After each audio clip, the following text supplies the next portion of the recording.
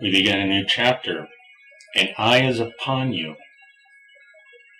The Total Integrated Global Surveillance Network.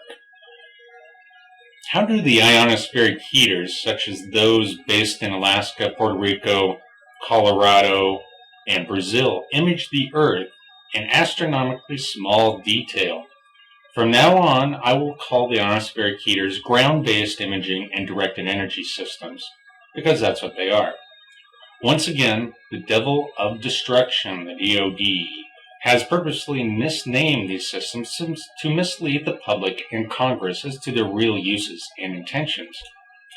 By using the concave mirror effect of the reflection off the Earth's upper atmosphere, these giant phased arrays can see the smallest energy anywhere within their purview and direct energy back the same way. These directed energy phased array systems are often many miles wide. Imagine what one could see if the sky were a giant mirror. It would amplify points on Earth like a cosmetic mirror does for your face. Now add another lens, like a telescope, and you can see even more microscopic elements. And like what we had to be done to fix the Hubble telescope with a misshapen lens, the imperfections of the atmosphere can be compensated for to get a clearer picture. Directing energy to a spot on Earth would be like focusing a magnifying glass on an ant to burn it with the sun's energy. The people look like ants to these dishonorable, insignificant men playing God at a distance. And for those following along, there is a picture of the mirror in the sky, what it would look like from different wavelengths. To instinctively get a sense of what one would see if they had an eyeball as big as the HARP array and could see electromagnetic waves in the HF through UHF range. Let's look up the ionospheric mirror. We can see almost 3/4 of the way around the world in any direction, and because of our huge eye and the magnifying effect of the mirror, we can see microscopic properties only limited in spatial resolution by the highest frequency that we can see, but only limited in the energy resolution by the sensitivity in noise filtering algorithms. If there was a person at the point of observation looking back through a telescope, assuming that visible light reflected off the ionosphere, he would see a giant eye looking back at him. So this ionospheric mirror is very important to the death machine, finding ways to shake, distort, heat, ripple, or disrupt it so they can't continue operating the virtual hell they have built would be a good goal for the humans. The ionosphere starts at 50 kilometers and extends to 650 kilometers above the Earth. There are several layers, and each layer has a plasma or ionized air that reflect and refract the signals from a vertically pointed radar known as an ionoson, also a major part of the so-called ionospheric heaters. The angle of refraction and the total internal reflection depends on the wavelength of the electromagnetic wave and its angle of incidence to the layers of the ionosphere. And if you're following along in the book, there are several diagrams here to help you understand those concepts. All right, the secret sauce. Electron spin resonance, ESR. This is the secret sauce that the conspiracy kills to keep secret. Notice that there are no ESR machines in hospitals. Why? Because it would become immediately obvious how easy it is to read body electricity from radar, i.e. brainwaves at a distance. The basic concept is simple and very analogous to the way magnetic resonance imaging works. It works on manipulating spin and gyrofrequency of electrons. And there is a picture here showing how to sync up electron spins through resonance. If only 5% of the country were smart enough to understand this basic physics, we wouldn't be so easily manipulated by the disinformation agents that say brainwaves can't be read by radar imaging fields, or that neurotransmitter release can't be modulated by timed electromagnetic fields. If the people of this country want to be free again, they need only to understand these simple physical truths, and that shall set them free from the alien psychological and psychotronic enslavement. It isn't an accident the United States is at the bottom of the first world countries in terms of math and science education.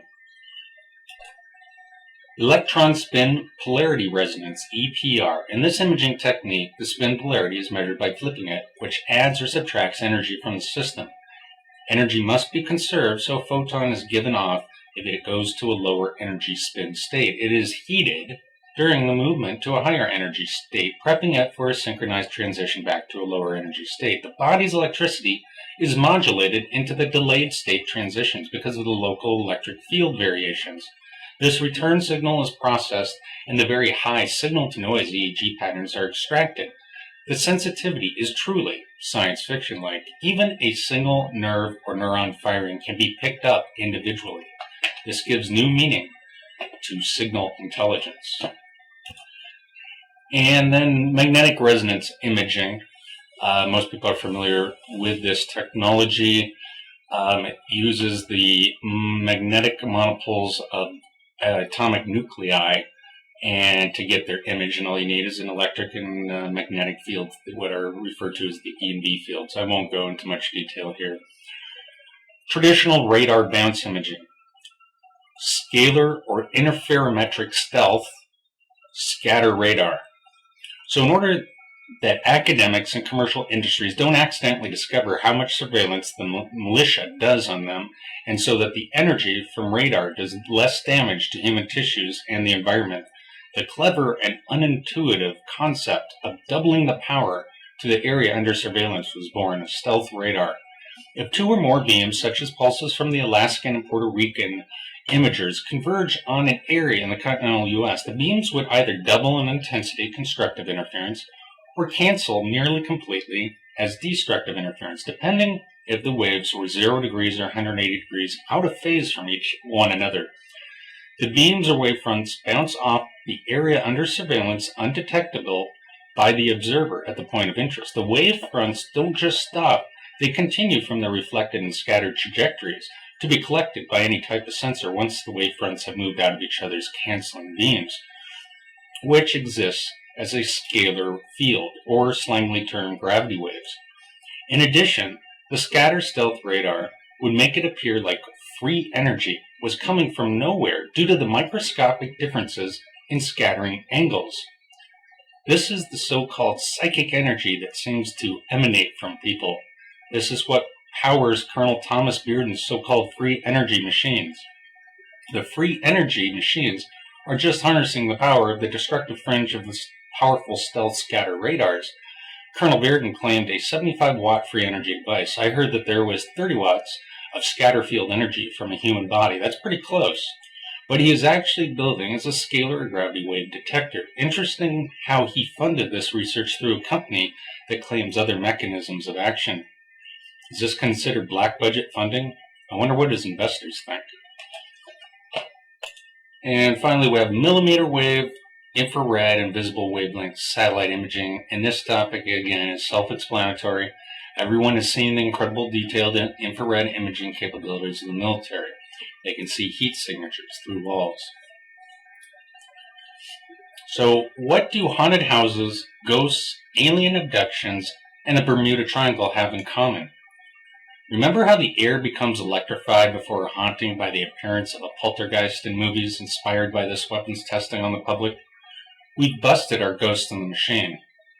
Remember how planes would be downed in the Bermuda Triangle because their compass needles and instruments would go haywire. Those were directed energy attacks from the Puerto Rico radar field built in 1959. Remember all the shows about cars stalling and the radio stations flipping right before an alien abduction scenario? These are all the same radar tricks, but with varying degrees of lethality. These tricks are all done by the same technology and the usual criminals in the bowels of the beast. Now I'm going to go off for a moment. Who gave the chimps the gun? Who are the chimps' handlers? They are the high traitors and should be hung according to the law of the land for training the chimps to attack their own country and provoke wars around the world. The cost in terms of human misery for maintaining such a large killing machine is far too great, just so insecure, frightened Americans can delude themselves into safety. And you should see the section on the probability of being killed by the U.S. machine versus foreign governments, terrorists, sharks, or lightning as a Interesting comparison. The war machine that is supposed to make people safe is statistically their biggest threat. Ignorance may be bliss, but what you don't know can hurt you. Van Eck hacking the human brain. Computer hackers are always finding ways to zombify as many machines as they can. This means that they find a way to hack into your system and install remote control software of some sort. The military's programs, called Zombie 1 through 5, were similar in goal. They wanted to be able to hack into people's minds and create remote-controlled zombies. They succeeded over 30 years ago, and the technology is now close to perfected. There is a stalking phenomenon occurring in America and around the world. Read the book Terrorist Stalking in America for another perspective. There are three kinds of stalkers, one of which has been released by the Freedom of Information Act documents that describe government stalking programs, or goon squads as they are called in slang. CIA and other agencies training their employees for intimidation tactics abroad in the U.S. are one form of the members of terrorist stalking gangs. The CIA has used these tactics to help overthrow governments and intimidate leaders of other countries many times in history. The second purpose is to play into society's programming that people who think government agents are following them are crazy. Discrediting an individual through mudslinging, blackmail, or erratic behavior has been a high priority documented skill for these agencies. The other two types of stalkers are more dopes and victims of zombification. The global system TAMI can hone in on a compatible mind and almost instantly be able to manipulate it to some varying degree dependent upon many factors. The offense practices their trade by influencing people near a targeted individual to convey information only pertinent to them for spy games. These people are everyday citizens unfamiliar with this high technology. The effects are so subtle, without lots of training to detect, nobody would be the wiser. They would at most just question why they did that or felt the need to say that. The third category of stalkers is the most disturbing. True zombies are created through the voice of God, microwave hearing effects. Some people become complete believers that God is talking to them and telling them what to do, be it follow someone or kill on command. John Lennon's killer claimed voices kept saying, do it, over and over again. TAMI came online in 1976 and John Lennon was killed in 1980. The culture around those people in the U.S. that are stalked, tortured, intimidated, or harassed by federal agencies can be funny at times. The stalkers that are practicing their childish cloak and dagger games targeted individuals called zombiloids, a new U.S. agent slur derived from the secret zombie programs and mongoloids, since the term spook has been so overused. Monitoring of life signs and psychic Star Wars defenses. So almost every human is monitored and tracked by various integrated technologies. One justification for TAMI is that a global system to monitor everyone is necessary to alert the military in case of a psychic war with the Russians and protect the leaders from electromagnetic influence. But of course, in reality, it is used for the exact opposite purpose. And there are a bunch of patents that I list from the U.S. Patent Office that track people by unique heartbeats or breathing patterns. I've even seen Star Wars directed energy weapon plans for an electromagnetic railgun for launching projectiles in space at other satellites. They use superconducting high-powered magnets to accelerate projectiles faster than bullets. But that's neither here nor there. Imaging the brain and other Earth objects. From my protected sources, I have seen brain images derived from the TAMI system. I was not told how they were produced, but I can reverse engineer some possibilities given what I know about surveillance capabilities. Using cognitive modeling techniques, one could construct a PET or functional MRI-like image showing brain activity simply using the phase, amplitude, and frequency information from mind-reading radar. A spectral image could be constructed based on models of brain function. Since the brain activity is precisely known, it could be rendered and displayed in a 3D image. Other methods might include using sub-millimeter or terahertz wavelength radar, or perhaps Earth Gauss MR-ISR techniques. Incredible that this can all be done with a constellation of spy satellites or ground-based phased arrays. In medicine, one technique is called computed tomography, or CAT scan, which uses X-rays to obtain image data from different angles around the body, and then uses the computer processing of the information to show a cross-section of body tissues and organs. X-rays are not used for obvious health reasons by the equivalent satellite imaging, but any or all wavelengths under the visible spectrum can be used to obtain a very good image of a person. The infamous HARP-phased array that stretches across Alaska is capable of Earth-penetrating tomography at very great resolution. So let's revisit one last time this important event in history that proved that more than one government has mind-reading radar, and that is the U.S. Embassy in Moscow. So here's what the U.S. learned from the Russian bombardment of the U.S. Embassy with microwaves in Moscow after many years.